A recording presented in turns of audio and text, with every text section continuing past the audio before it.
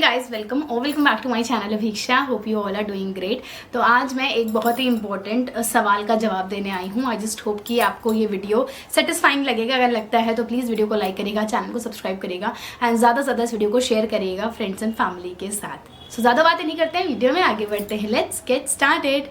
So basically ये जो आज का वीडियो है ये मेरे लास्ट Q&A वीडियो से रिलेटेड है। उसमें बहुत सारे सवालों के जवाब मैंने आपको नहीं दिए थे, जिसके लिए लोग बोल रहे थे कि आप बार बार बोल रहे हो, वही सेम स्लैंग यूज़ कर रहे हो, क्या ही बताऊँ क्या ही बताऊँ।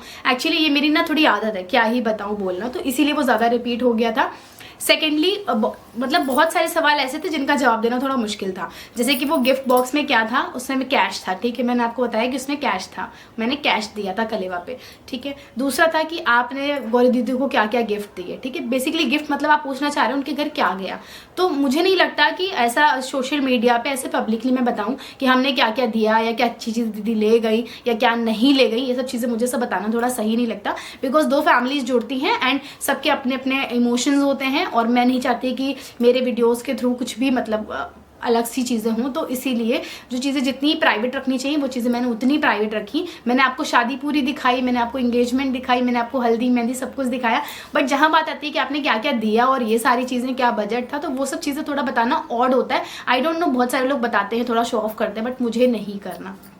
ठीक है, एक और था कि जहाँ पर आपने शादी की थी, जो वेन्यू था एसएल, वहाँ का क्या मतलब क्या चार्ज करते हैं। तो वो 10 के ऊपर चार्ज करते हैं, ये मैं आपको बता दे रही हूँ। एग्जैक्टली अमाउंट नहीं बताऊंगी, बट वो 10 के ऊपर चार्ज करते हैं। ठीक है, उनकी जो बुकिंग है वहाँ की वो 10 के ऊपर है। ठीक है, और ये चीज़ें भी इसलिए बता रही हूँ ना बिकॉज आप लोग एकदम से मतलब पीछे पड़ गए कि आपने कुछ नहीं बताया कुछ नहीं बताया। तो इतनी चीज़ें बताई हैं। बाकी दीदी का लहंगा राजरतन से था, ये मैंने आपको बताया ही है। मेरा लहंगा रेंट पे था, जिसका रेंट जो था मैंने आपको बताया है। उसका प्राइस 50-60,000 होगा ओरिजिनल प्राइस, अगर आप खरीदो तो। मैंने रेंट पे लिया था, मैं हमेशा रेंट पे ही लेती हूँ, मैं खरीदती नहीं हूँ। तो वो ऑलमोस्ट 8,000 का मुझे पड़ा था रेंट पे। ठीक है, ज्वेलरी मेरी गोल्ड की थी, मैंने बताया। बात करें तो उसका वेट कितना था, उसका प्राइस कितना था, तो वो जो ज्वेलरी थी मेरी 3 के आसपास है। 3 के आसपास मेरी ज्वेलरी है। ठीक है, अब मैं ये भी वीडियो बना रही तो मुझे इसमें भी डर लग रहा है कि आप लोग बोलोगे शो ऑफ करती हूँ, बट उस वीडियो में इतने सारे कमेंट आए, मतलब मुझे लग रहा है 300 कमेंट में से 250 कमेंट्स यही हैं कि आपने इस चीज़ें बताई नहीं। तो मैं आपको बता दे रही हूँ 3 के आसपास है मेरी ज्वेलरी सेट। ठीक है, जिसमें कि एक चोकर है एंड इयररिंग्स है जो कि काफ़ी बड़े बड़े हैं, यू कैन क्लियरली सी।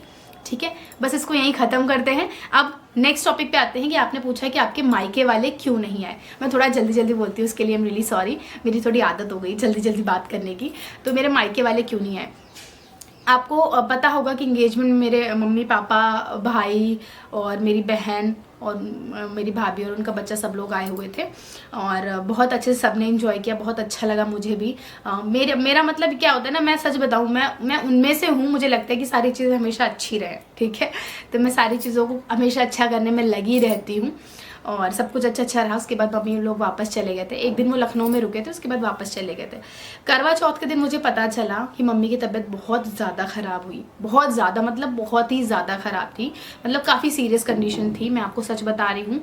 वैसे तो मैं इतनी चीज़ें बताती नहीं हूँ, लेकिन आप लोगों को भी लगेगा कि क्यों नहीं आए, घर की शादी थी, क्यों नहीं आए फैमिली वाले। ये थोड़ा सा ऑड तो लगता है, मुझे भी पता है सबके मन में ये सवाल होगा, इसीलिए मुझे ये चीज़ बतानी पड़ रही है कि इंगेजमेंट में आप सोचो जब पूरा परिवार आया तो शादी में ऑब्वियसली पूरा परिवार ही आता, जबकि इंगेजमेंट तो छोटा फंक्शन होता है कंपैरेटिवली शादी, लेकिन जब इंगेजमेंट में सब आए तो शादी में भी सब आते।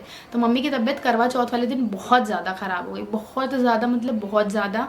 मतलब हम सारे घर वालों की मतलब क्या ही बताऊँ क्या हालत थी, मतलब इतनी ज़्यादा ख़राब थी। मैं, मेरी मदर इन लॉ, मेरे हस्बैंड, हम सब लोग यहाँ से गए हुए थे और सारी चीज़ें थी।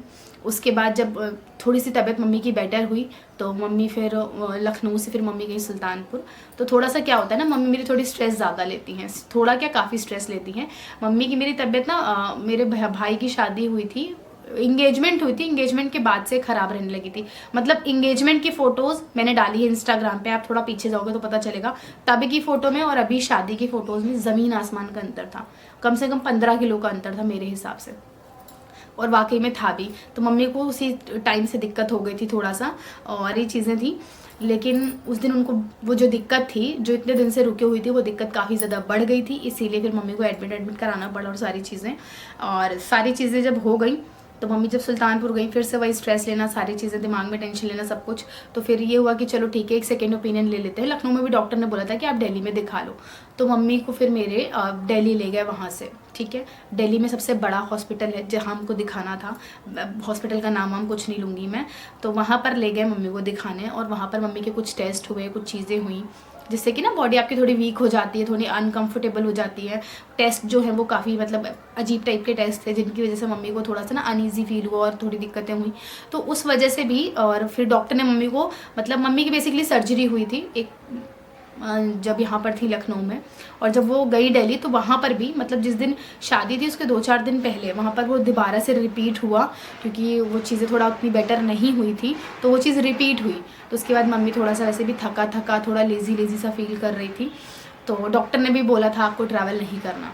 तो जब मम्मी को ट्रैवल नहीं करना तो फिर इसीलिए मम्मी नहीं आई, और मम्मी के साथ मेरा भाई, मेरे पापा, ठीक है, और मेरी छोटी वाली बहन, ये सब लोग वहाँ पर हैं। मेरी बुआ, बेसिकली मम्मी बुआ के घर में हैं, सब लोग वहाँ पर हैं। सब लोग मम्मी का 24 घंटे ध्यान रखते हैं, मतलब जो लोग मम्मी से प्यार करते हैं वो सब लोग इस समय उनके पास है, मुझे छोड़ के।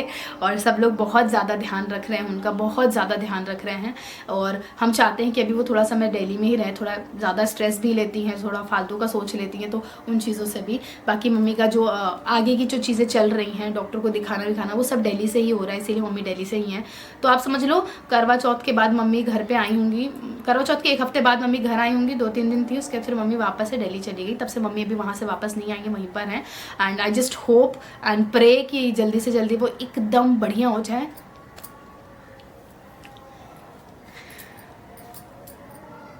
ठीक है, ओके। सो तो यही रीज़न था कि मम्मी नहीं आई, और मम्मी के साथ ना सबका रहना ज़रूरी था मोरल सपोर्ट के लिए, क्योंकि मम्मी को ना अकेला नहीं छोड़ सकते थोड़ी भी देर के लिए, तो इसीलिए सब लोग मम्मी के साथ ही हैं।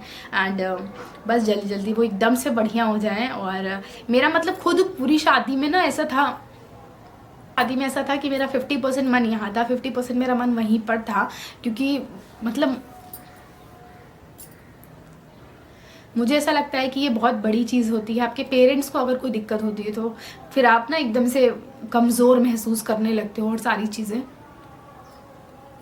और बाकी मम्मी को तो अब बस वेडिंग ख़त्म हो गई है, सारी चीज़ें हो गई, मम्मी से बातचीत होती रहती है, हाल चाल लेती रहती हूँ मैं, मम्मी एकदम ठीक है।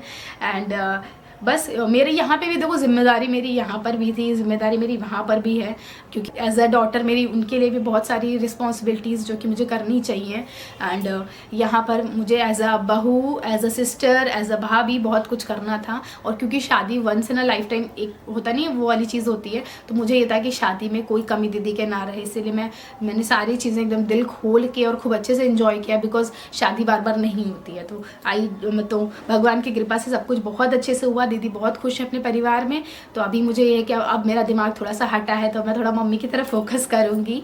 एंड ऐसा वैसा कोई केयर करने वाला है नहीं। चिकी का भी क्या था, मेरी जो छोटी वाली सिस्टर है वो भी जॉब करती थी, वो पढ़ाती है नर्सिंग के स्टूडेंट्स को, तो उसने अपनी जॉब से 1 महीने की छुट्टी ली, वो मम्मी के साथ 1 महीने से, क्योंकि मैं नहीं जा सकती थी, इसीलिए उसने मेरी जगह पर 1 महीने की छुट्टी ली और उसने सब कुछ किया। वो मुझसे छोटी बट उसने सब कुछ बहुत अच्छे से मैनेज किया। भाई मेरा है, पापा मेरे हैं, तो मतलब सब लोग मम्मी का ध्यान रख रहे हैं, ठीक है, कि केयर कर रहे हैं। और बस सारी चीज़ें अच्छी अच्छी हो जाए फटाफट से। और बाकी मैं ज़्यादा कुछ इस बारे में बात नहीं करना चाहती, यही रीज़न है कि वो लोग नहीं आए। और मम्मी अभी वैसे भी थोड़ा सा रेस्ट पे चल रही हैं। एंड होप सो मैं आपको बहुत जल्दी मम्मी से मिल पाऊँगी भी, और उसका वेट करिएगा। एंड इस वीडियो को ढेर सारा प्यार दीजिएगा अगर आपको वीडियो अच्छा लगता है तो। एंड इस वीडियो को लाइक करिएगा, चैनल को सब्सक्राइब करिएगा। नए वीडियोस के साथ, क्रिएटिव चीज़ों के साथ, अच्छे अच्छे आइडियाज़ के साथ मैं आपसे दोबारा मिलूंगी। तब तक के लिए lots of love, bye bye.